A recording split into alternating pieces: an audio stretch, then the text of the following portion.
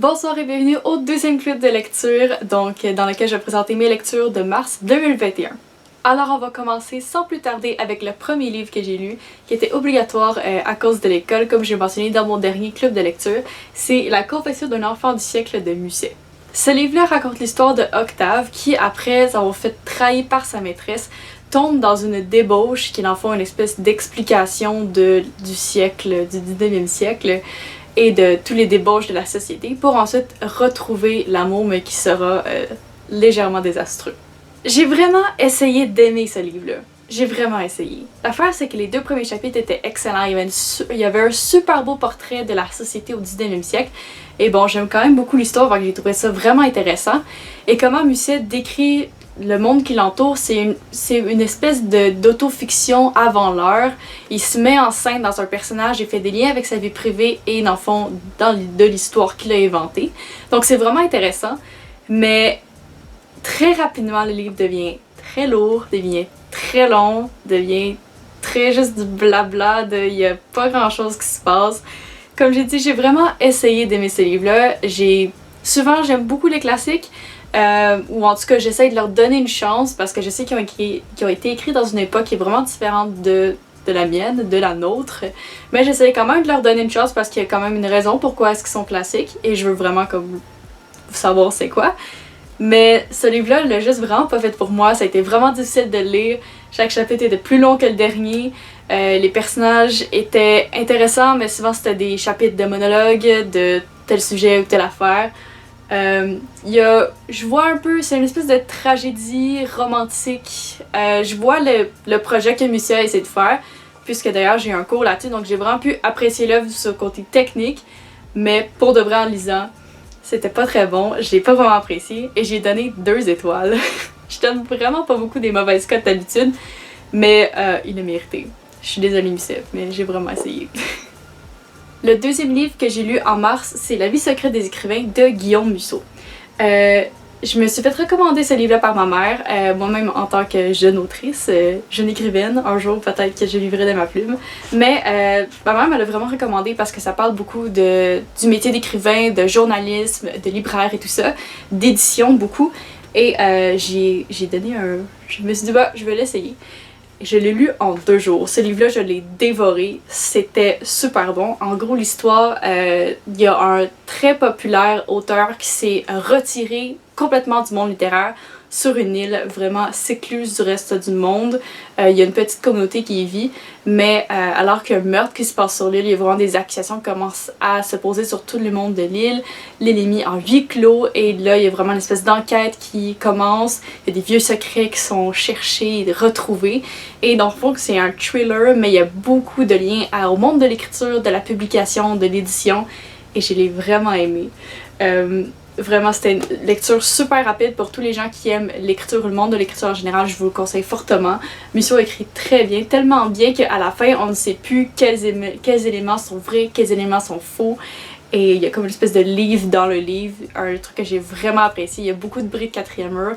Vraiment, ce livre-là, je l'ai vraiment beaucoup aimé et j'ai donné un 5 étoiles. Pour le mois de mars, je voulais vraiment lire le livre Shadow and Bone de Leigh Bardugo, que j'ai finalement appris à prononcer son nom.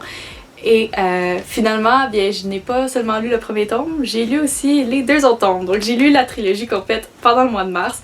Je m'attendais vraiment pas à lire une trilogie, mais c'était excellent. Je veux vraiment vous en parler. Parce qu'il y a aussi une série Netflix qui arrive en avril sur cette série-là, ainsi que d'autres éléments de cet univers-là. Et donc je voulais vraiment parler parce que, wow, c'est vraiment bon. Vraiment rapidement, c'est super bon. Brièvement, la série Grisha, c'est 3 séries, donc une trilogie et 2 duologies, toutes écrites par l'auteur fantasy Leigh Bardugo.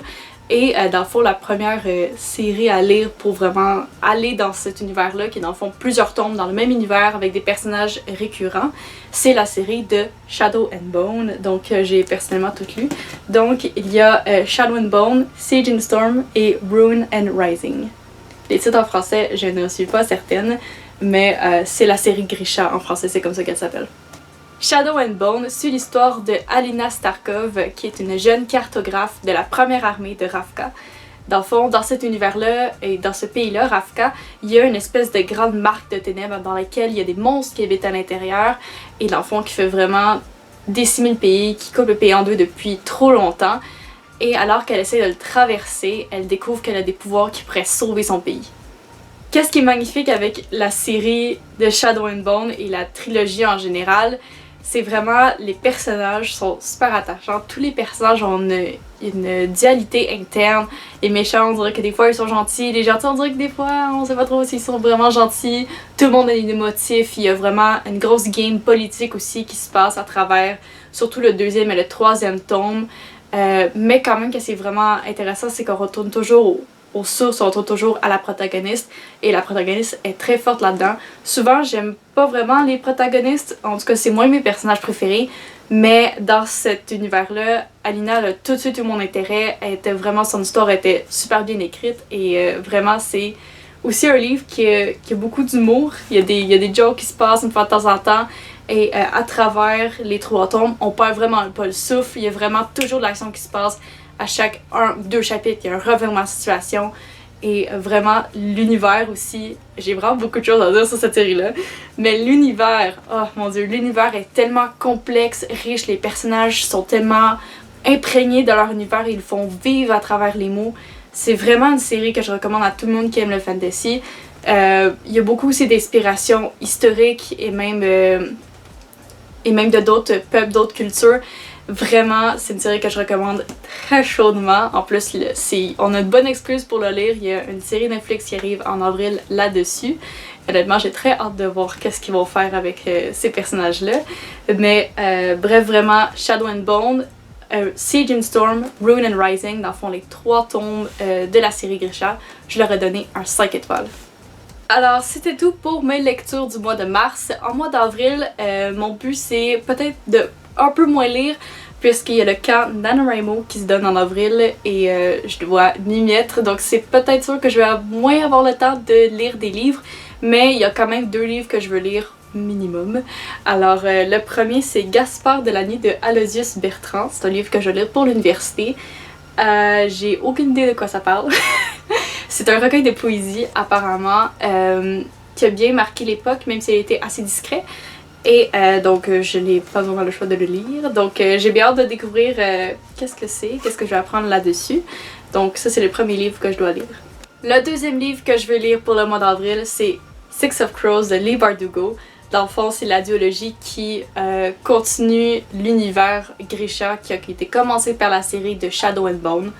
Et dans le fond, on est dans une autre ville, dans un autre continent, et on suit l'histoire de 6 brigands, des malfrats, des voleurs, qui vont essayer de faire un coup qui pourrait les rendre très très riches. Et pour l'instant, j'ai déjà commencé un peu, je suis rendue pas très loin, mais je suis quand même rendue au début, et pour l'instant, je n'ai que des beaux commentaires à dire, les personnages sont super attachants, mais je pense que c'est vraiment quelque chose de l'autrice en général. Ben bon, je vais en parler plus longuement lors du prochain club de lecture. Et voilà, c'est ce qui conclut notre club de lecture du mois de mars 2021. J'espère que vous avez apprécié. Si vous voulez avoir les titres des livres, le tout va être dans la description, ainsi que le lien de mon Instagram si vous voulez avoir des photos de mon carnet de lecture que je fais régulièrement. Merci beaucoup de me suivre autant ici que sur Instagram et on se voit très bientôt pour une prochaine vidéo.